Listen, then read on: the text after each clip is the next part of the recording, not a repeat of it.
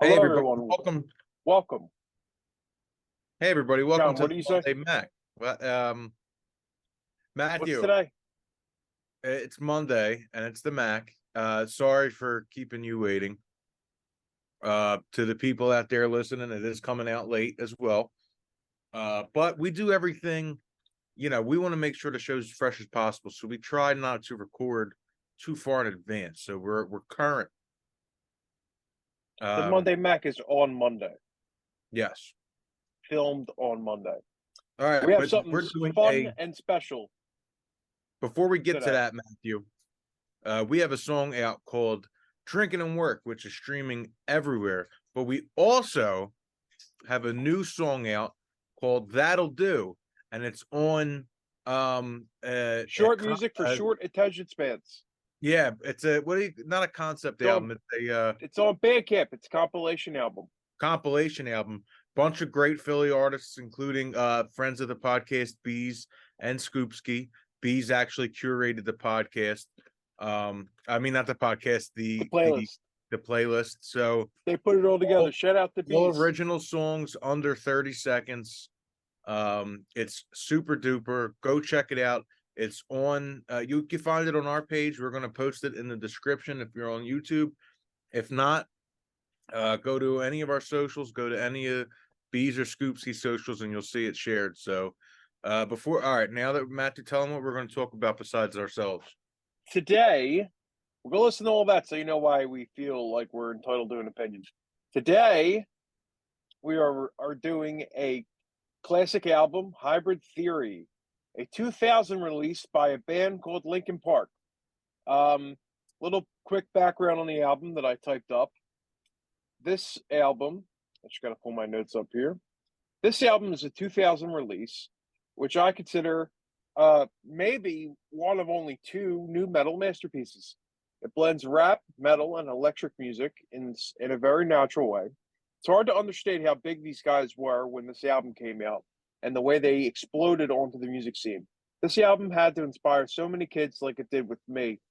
This might not be my favorite album of all time, but it might be the most important album objectively to me. And because it reminds me so much of my early childhood, and it's the first music I remember really liking. And keyword remember. This album is the first album I ever remember. I remember the CD case. I remember the album cover.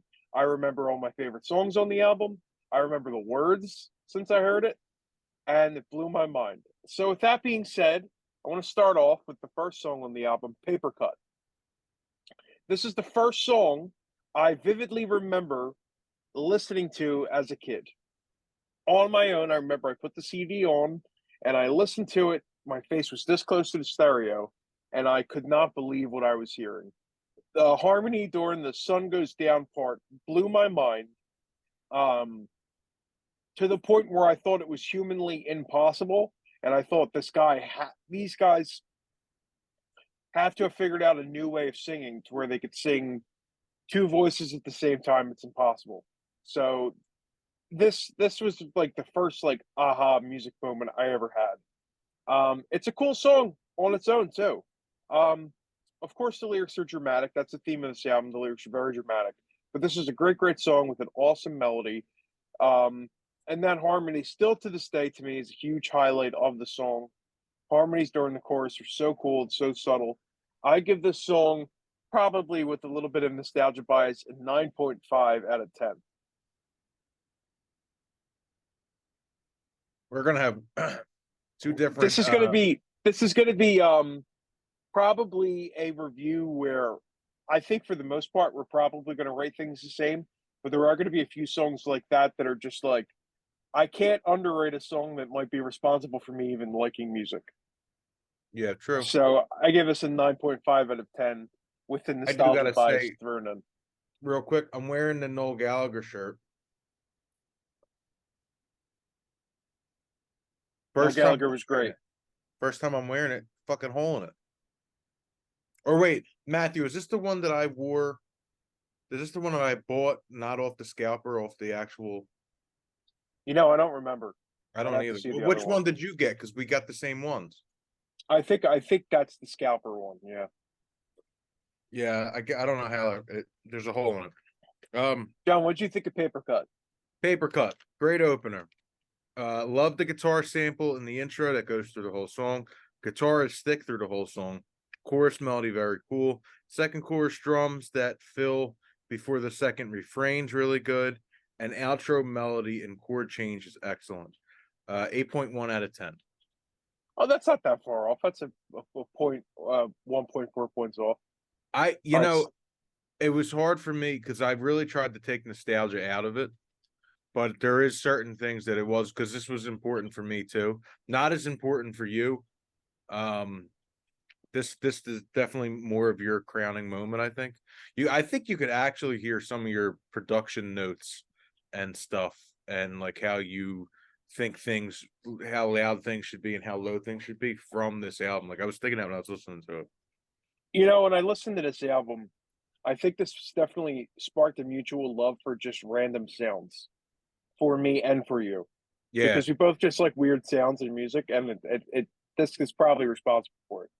All right, the number 2 track on the album is One Step Closer. John, why don't you take this one? Um, One Step Closer. Such a cool riff. Plus the underneath thing to me, I don't know what it is. There's like something going on underneath. Is That like the synth, Yeah. like the unnerving synth sound that goes underneath the whole song. Mhm. The Yeah, it's shut like one of my favorite parts. the shut up when I'm talking to you part shows how insane Chester's voice was. Oh Uh, man. Song packs a punch. 8.2 out of 10. So this is what I wrote. Man, what a voice Chester has. If you've ever been extremely annoyed at anyone, then this is the song you've been looking for the whole time. All the background sounds are great. I kept all my notes pretty short. 8 out of 10. Number 3, With You. Okay, so this one is where I feel like the album definitely has a little bit of a dip. Um, while Chester has such a great voice, this song would have been totally average without him. The song would have been a straight 5 without Chester. I gave this song the Chester bump, what I call it. Him alone on this song was so great that it turned it into a 7 out of 10 for me. And I haven't heard this song in a while, so there was no like super nostalgia bias. I didn't think this was a highlight on the album. It was a decent album song. Like I said, the Chester's performance alone is worth it to just listen to the song, even if it's just once. So I give it a 7 out of 10. Very close to what I wrote. The verses are very 2000s. Very 2000. But as soon as Chester comes in, it becomes good. All the Mike lyrics are always fine, but they're not my style. His melody in the song is okay enough. The solo is interesting, and the chorus is fine. 6.8 out of 10. And Yeah, it's very close. like it's really for the Chester performance. Yeah, Matthew, you his froze. I don't know if you froze. I think our there we audio go.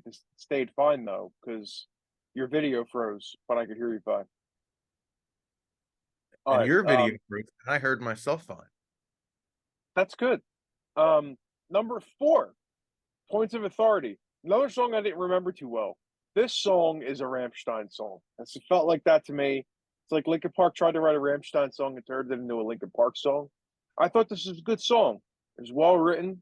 Chord structures are good. Another great performance by Chester. When I say well written, I mean musically. The lyrics in all of these songs, the lyrics in the hits, I would say are slightly above average for angsty music.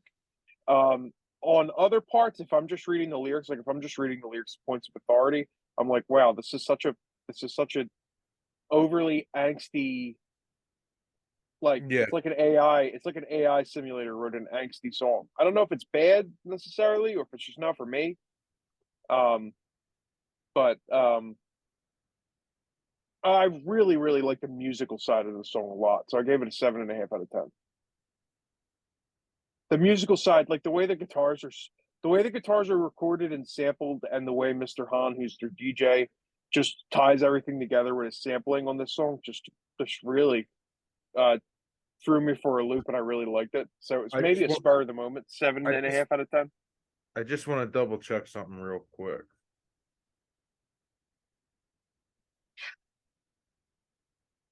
Okay, yeah. I just wanted to make sure that what I'm about to say makes sense. I don't like the intro part at all, or any of the forfeit the game part. I don't like any of that. Oh, I Chester's didn't like that are either. solid. His voice is always great, but Mike is killing me on this one. 6.2 out of 10. Very fair. Um, Chester, seriously, if this was any other singer, this would not be. yeah, This would be a album. This would be like a puddle of not puddle of mud. What were the this would be the best album with the worst We like are, we singer. are the youth of the nation. Who sings that? I have no idea. All right, well, it would be them people's album I if think their Chester wasn't musical one of the best singers like in the past 50 years. I think their musical style is overall pretty impressive too. The big chords do get old after a while though. POD. All right, Crawling in My Skin. This was and still is Crawling in My Skin number 5 on the album. This was and still is a timeless song. Yep. Very overplayed, and it got almost too big for itself.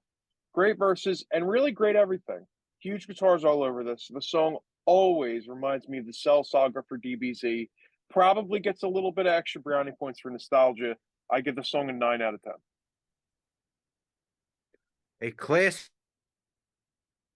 Chester really was going through it, and you could hear it in his performance. Even when he's not screaming, he has such a nice, clear voice that you can vividly hear his pain. He could have made any kind of music, or it shows that he could have made any kind of music. The outro is great. Best song so far, 8.9 out of 10. Yeah, that's like we give that the Classic. same rating. It's classic. It's literally like when I think of crawling, I think of like fucking like Black Dog. You know what I mean? Or like I think Yeah. of fucking Any other classic hard rock, it's a classic whatever hard song. rock song, yeah. Toys in the Runaway. Okay. I wrote Runaway is number 6. It's the track that comes after Crawling in My Skin. Yeah. That's what I wrote. One of my least favorites on the album. Really, really great drum tones, but definitely a low point for me. 6 out of 10. We are set like decimals apart.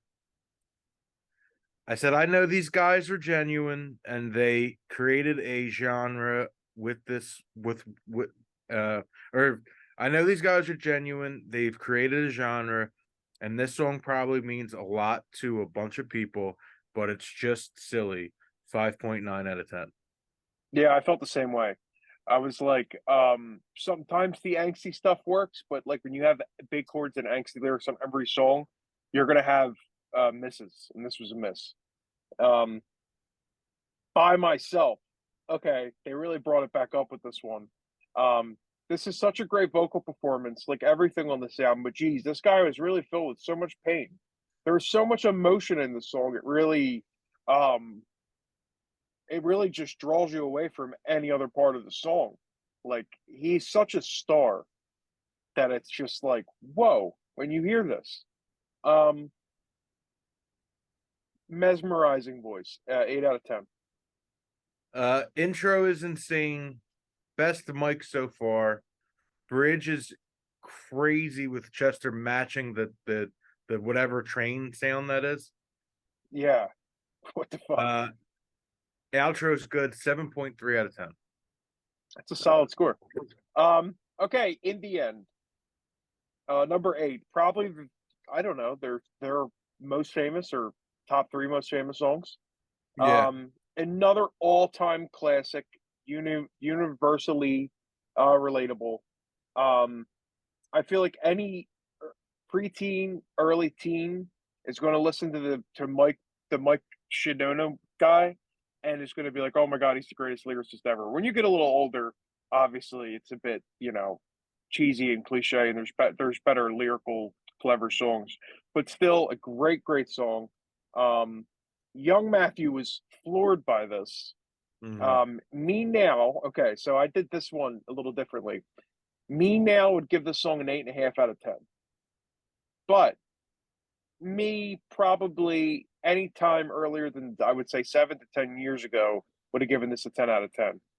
So if I'm factoring in historical bias at all into this, I should probably give it like a 9 out of 10. But I'm sticking with 8.5 out of 10 for my score. In the end, piano intro and outro are beautiful.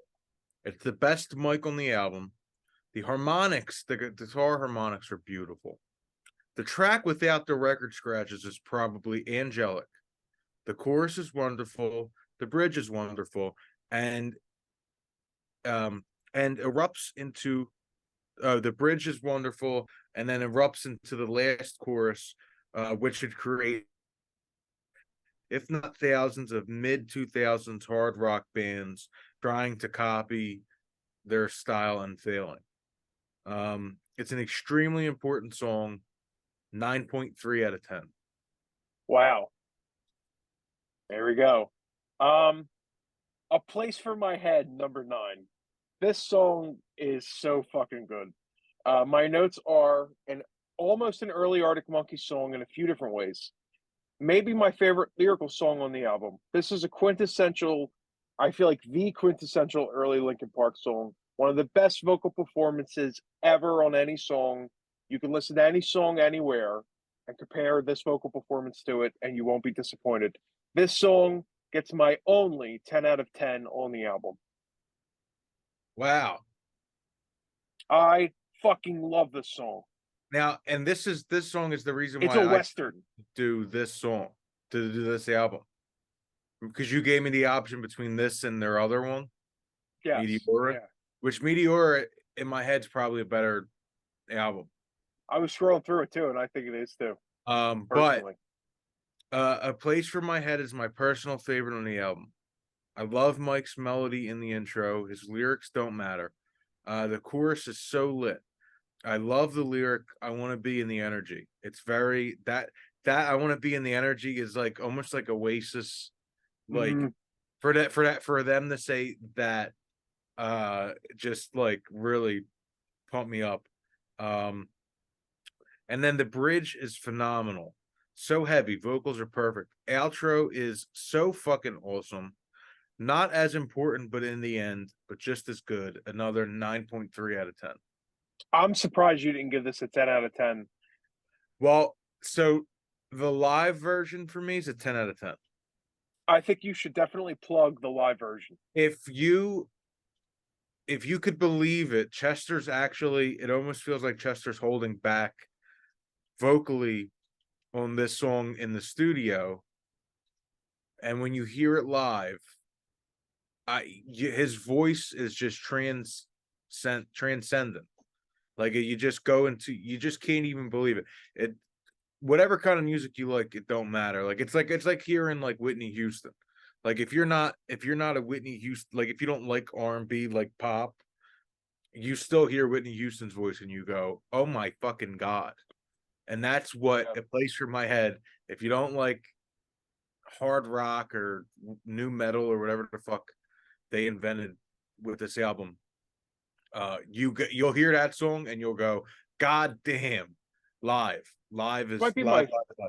I think it's what's it called? Rockin' Scene.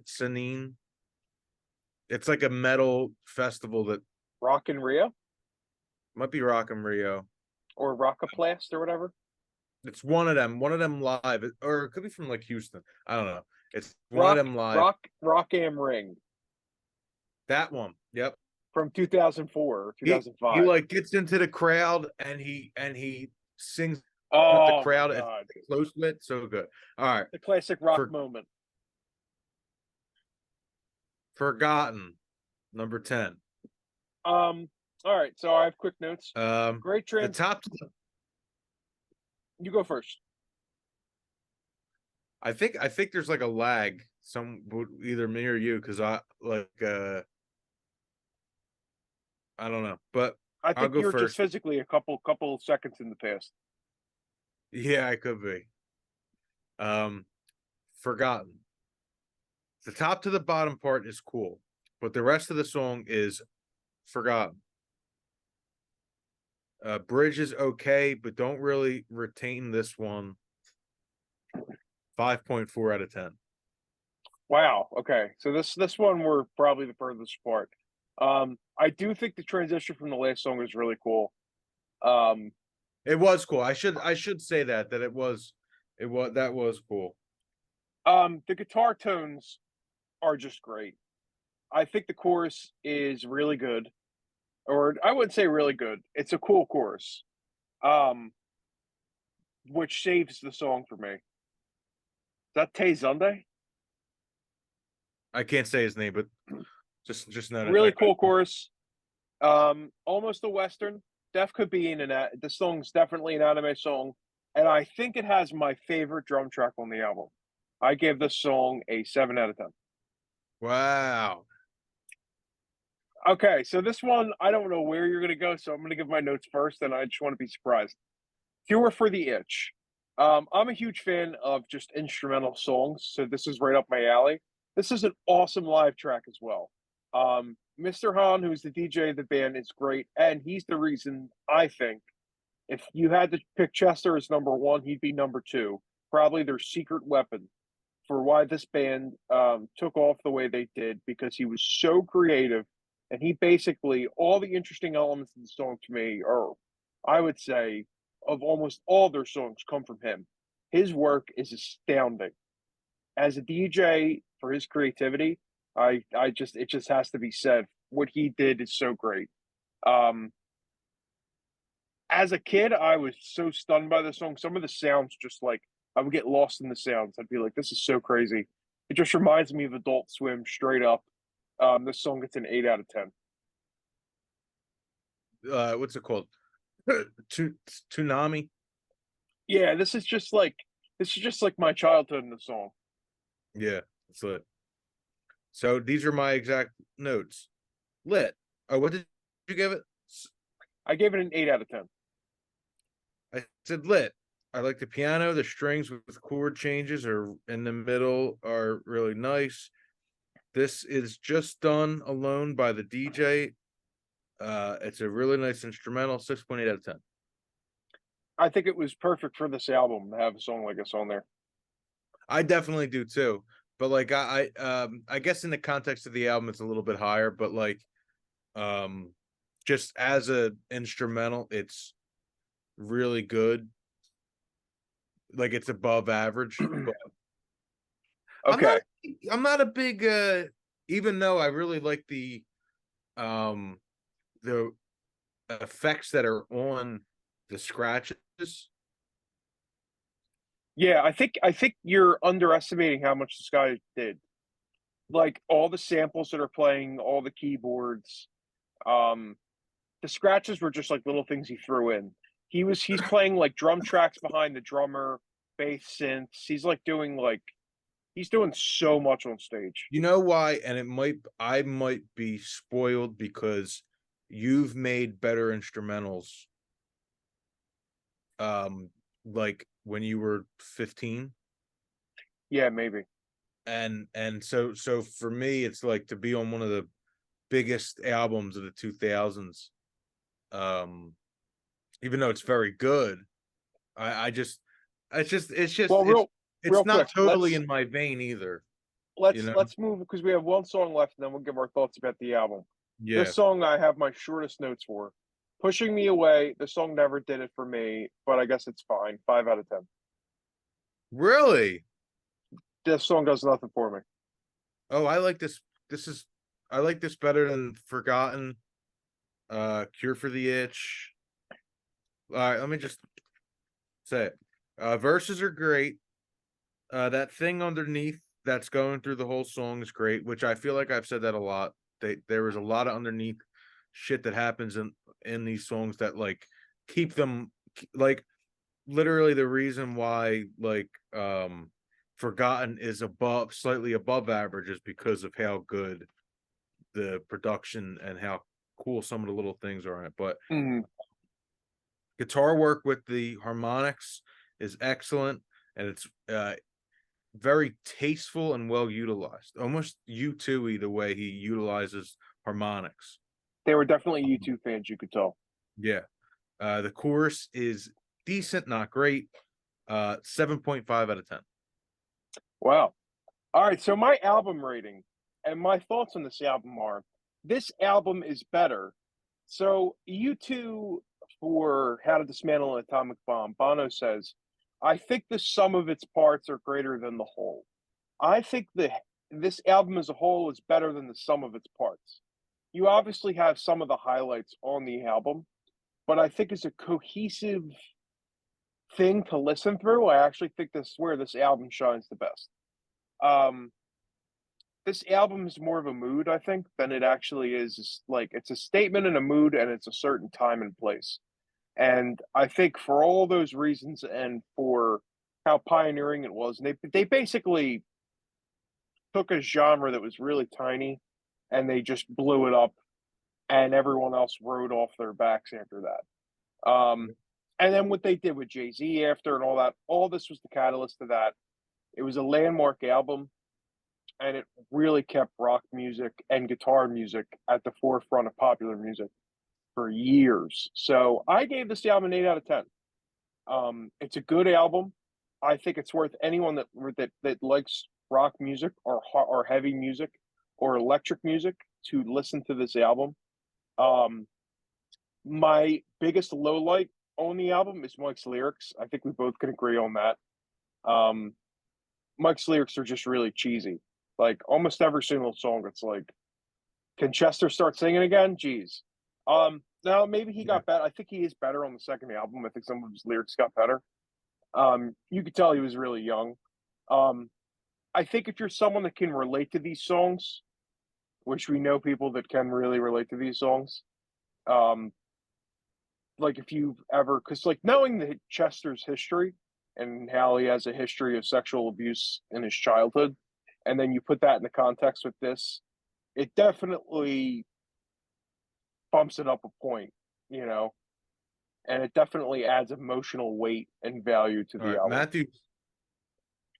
Yeah, you froze for me too. Yeah, your what's his name froze. Yeah, your everything froze too. Your voice. Well, we'll find out who it is when we listen back. Yes. Well, Mike's lyrics were my low light on the album, but Chester's emotional weight was my highlight on the album. Yes. Great album. I gave it an 8 out of 10. I would say very, very good album, and one of the most important albums in my musical listening history. I made that worse. I gave it a 7.5 out of 10. Well, the averages were 7.5 out of 10. For a genre that I'm not into, this is a wonderful album. I obviously took nostalgia out of this ranking because when I was younger, I was in love with this album. Some songs didn't age as well, but almost nothing back then did. Long live Chester. 7.5 out of 10. Long live Chester for sure. I do want to note that eventually we should do Meteor and maybe even I agree. minutes Minutes after to midnight or minutes to midnight, because minutes to midnight might have my favorite Linkin Park songs on it. Besides A Place for My Head. If you really just think about their first three albums, they put out a lot of good music. Their first three albums. Yeah. There was another classic album that I was listening to the other day that I thought me and you totally overlooked this, and we just haven't talked about it in forever, that I want to do at some point. In the next, I don't know if it's next week. Next week we might review Normal Songs again. But the next classic album review, I'm calling it here.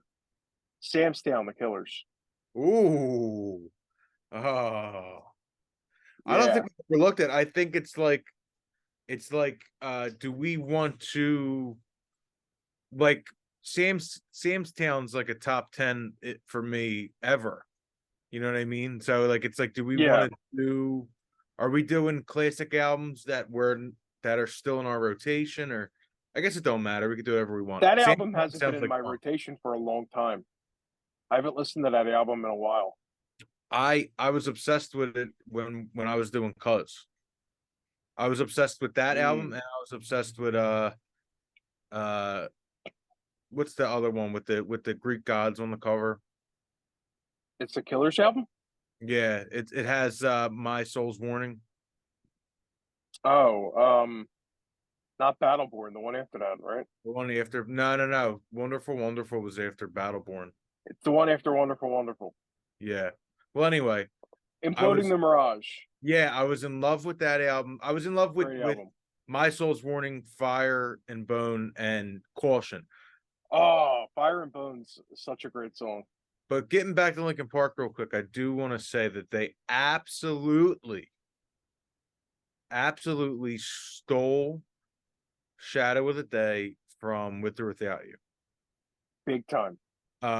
Not to say that it's not a great song. I actually love Shadow of the Day. But Great song. I mean, we'll break that down eventually, how like literally because you see a lot of like people talk about songs that are stolen. Like there's like real obvious, like My Sweet Lord, and what's that song by the like the Shy Lights or whatever.